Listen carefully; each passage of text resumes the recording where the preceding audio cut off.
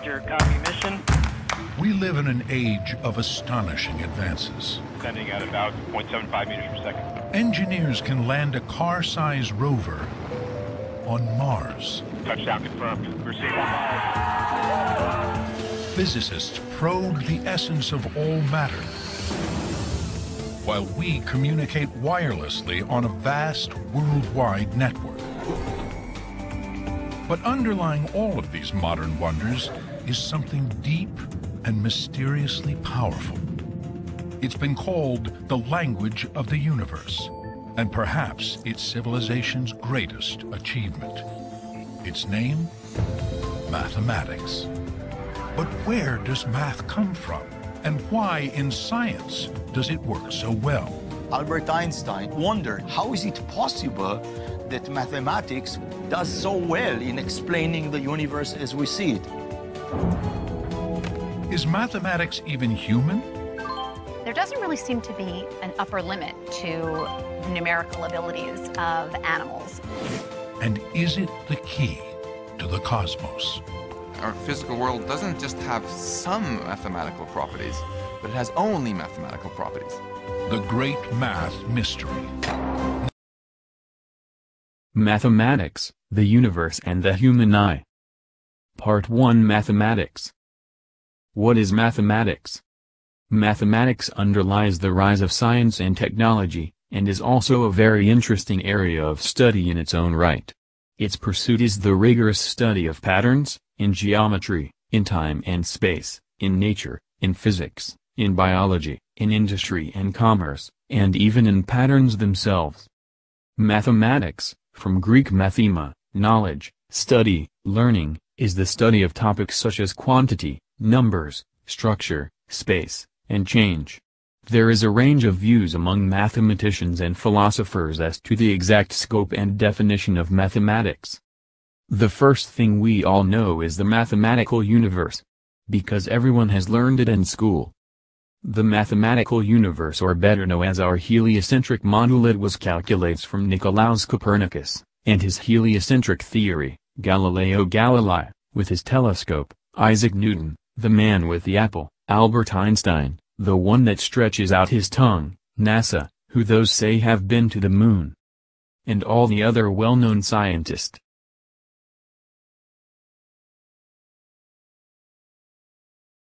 Our science nowadays are more science fiction, not real investigations. Because they are all based on the mathematical universe. And that really has nothing to do with our real physical universe. The fact is, we have two universes. Our real universe is still unexplored in 2017, because some people believe they can explain everything with mathematics. And seasons as they come and go, and called that pattern time. We see symmetrical patterns in the human body, and the tiger's stripes, and build those patterns into what we create.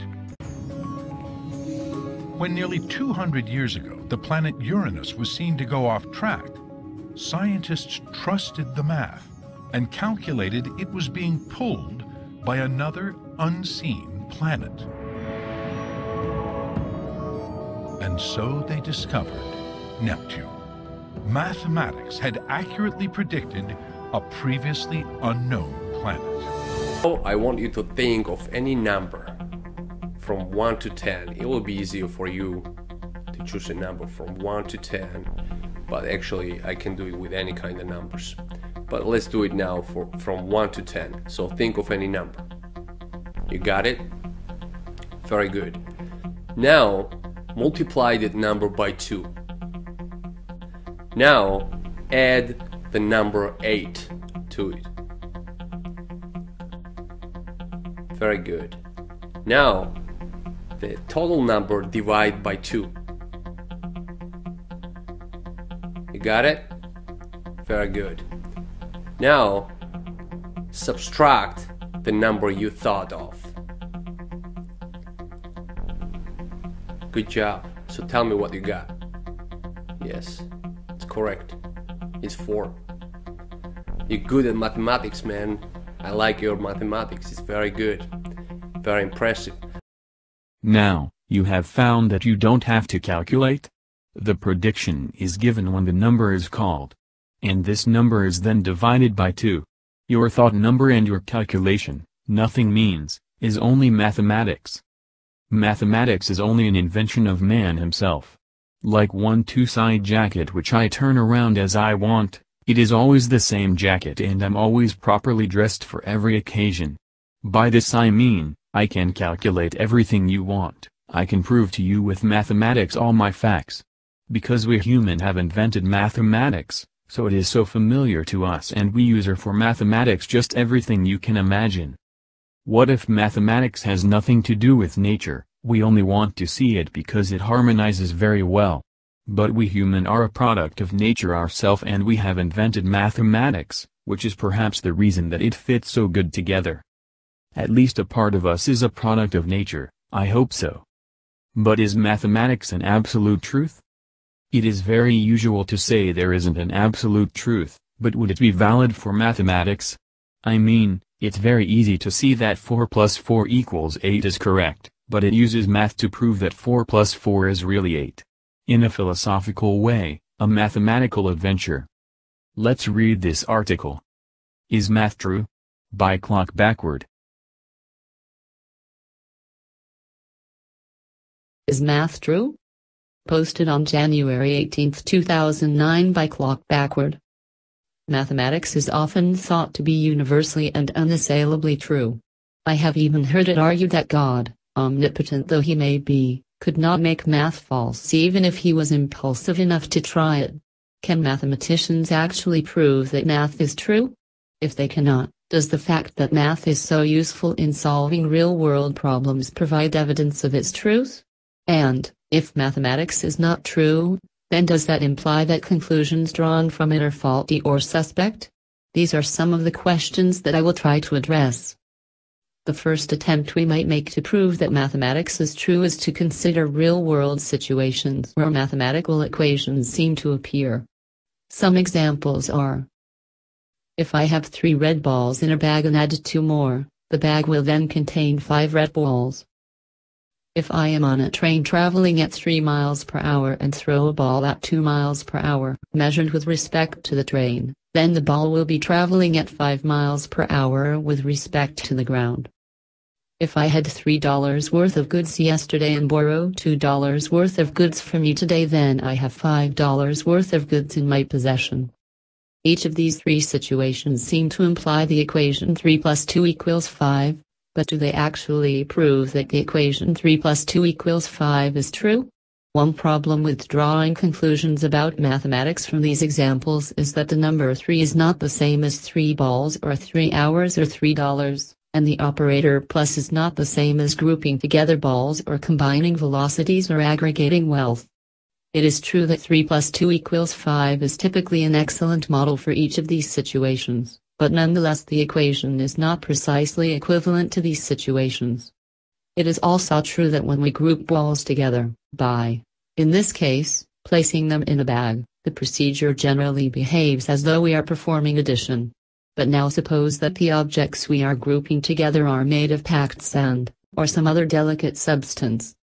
In this case, when we add new objects to our bag, they will sometimes fracture and split into multiple objects, and occasionally multiple objects will even fuse together into a single object. The addition operator plus no longer models this situation well, because when we place a new object in the bag, it does not always increase the number of objects contained in the bag by 1. It is not terribly difficult to annihilate the relationship between the equation 3 plus 2 equals 5 and the other real-world situations given above. For example, Einstein's theory of relativity tells us, in contradiction to the more intuitive but less accurate equations of Newtonian mechanics, that when a person on a train which is moving 3 miles per hour with respect to the ground, throws a ball at 2 miles per hour with respect to the train, then the speed of the ball with respect to the ground is actually very slightly less than 5 miles per hour, not equal to 5 miles per hour. What's more, if I had $3 worth of goods yesterday and then borrow $2 worth of goods from you today, The total number of dollars worth of goods that I have possession of will not necessarily be $5 if the value of my original goods changed between yesterday and today, as can happen in real economic markets.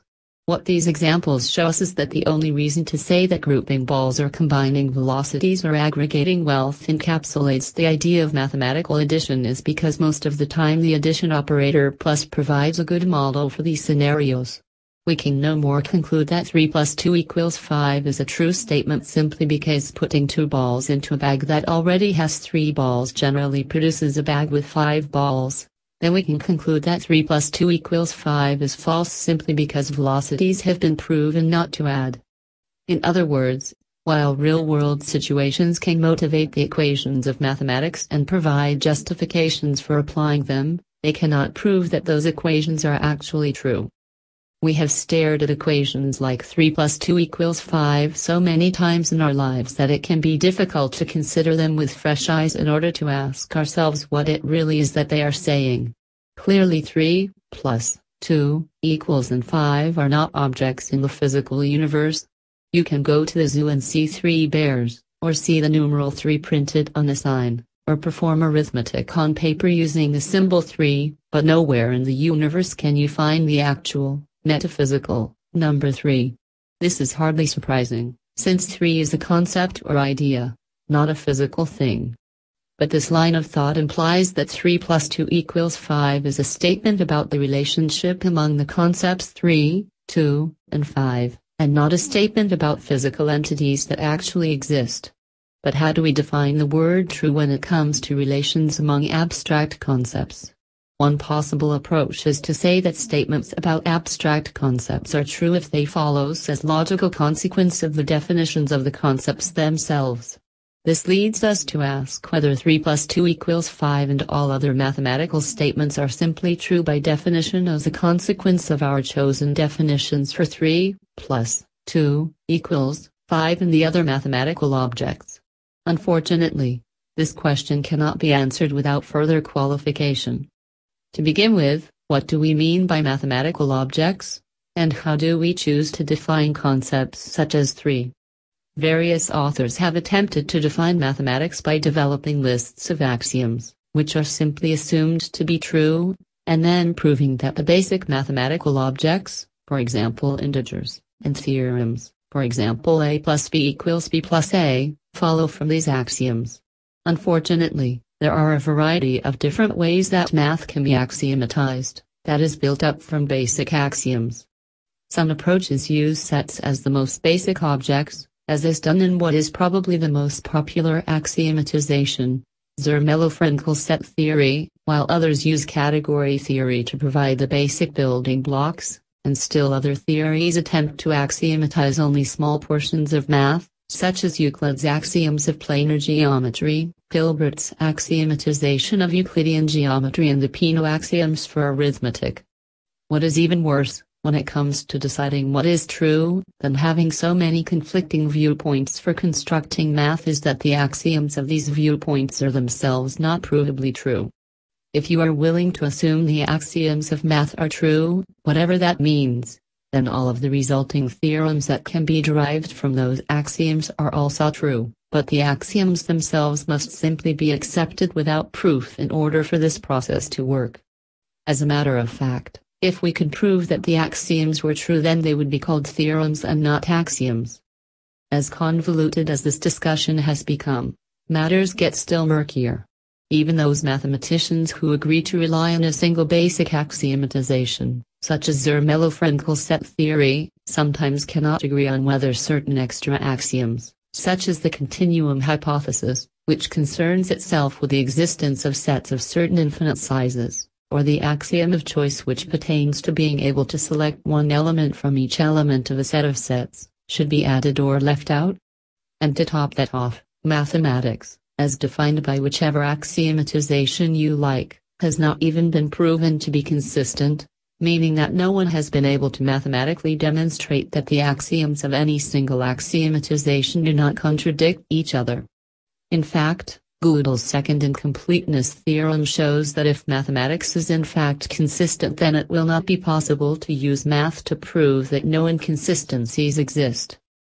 In conclusion, numbers and other mathematical objects are simply concepts, and not things that are actually observable in the universe.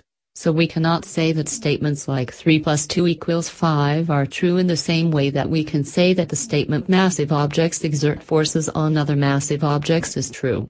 We might like to think that mathematical statements are true by definition, but this idea is complicated by the fact that there is more than one way to axiomatize mathematics, and therefore more than one definition that we might choose in order to define numbers, operators and other mathematical objects.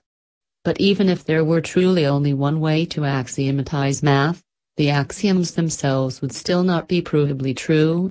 They would only be assumed to be true, and hence it would hardly seem fair to then conclude that mathematical theorems are true in some objective and universal sense.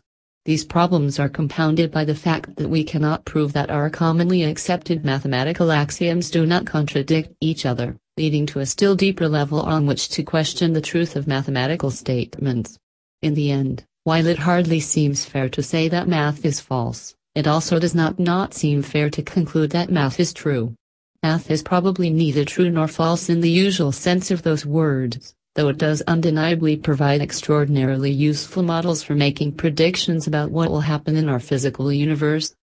This will perhaps seem less surprising if we remember that mathematics was not originally developed from the ground up using axioms, but rather piece by piece in order to find solutions to problems that appear in the real world, like those related to calculating the size of plots of land, counting money, measuring roads, tracking the movements of the stars, understanding heat flow in cannons, etc. Hence, mathematical definitions were chosen by humans to model physical reality so that we could make useful predictions, not to encapsulate metaphysical truth. So really, why should we expect math to be true? Some responses to Is Math True? Sarah Adina Smith says. August 26, 2009 at 1:01 a.m. Nice. Thanks for this essay. I agree. I think of mathematics as a language. We would never say Spanish is true or false. It is a system people use to describe and model their world. John Tremblay says. April 28, 2010 at 1:41 p.m. I'm not sure. It seems mathematical statements, like 2 plus 3 equals 5, are among the closest things to truth we have, beyond bare logical statements like A plus A. I'm surprised at your suggestion that the statement massive objects exert forces on other massive objects has a better claim to truth than 2 plus 3 equals 5. Actually, I see you are careful not to say that. Surely 2 plus 3 equals 5 is thought to be more necessarily true than massive objects exert forces on other massive objects.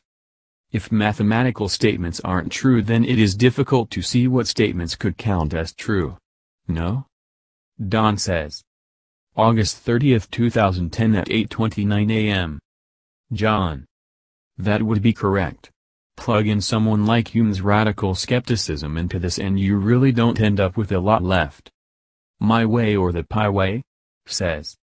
September 6, 2010 at 12:04 a.m. Thanks for posting this. In discussions of philosophy, I've noticed an unsettling tendency on the part of some people to view mathematics with an almost mystical reverence and then use it to prop up whatever other metaphysical ideas they're defending. It's refreshing to see someone talking and thinking clearly about it. Thank you for listening. I have found very interesting articles on mathematics, on the pages Maths in a Minute at plus.maths.org. Is the n-body problems known to someone? The Earth moves in a circle round the Sun. Well, actually, it's not a circle but a very nearly circular ellipse. This is something you can calculate from Newton's laws of gravitation and motion. Similarly, you can calculate the motion of any system of two celestial bodies that exert a gravitational pull on each other. All you need to know are the bodies' masses, their initial velocities and respective positions, and off you go. What if you have, not just 2, but 3, 4 or more celestial objects each exerting a gravitational pull on the others? What can you calculate then?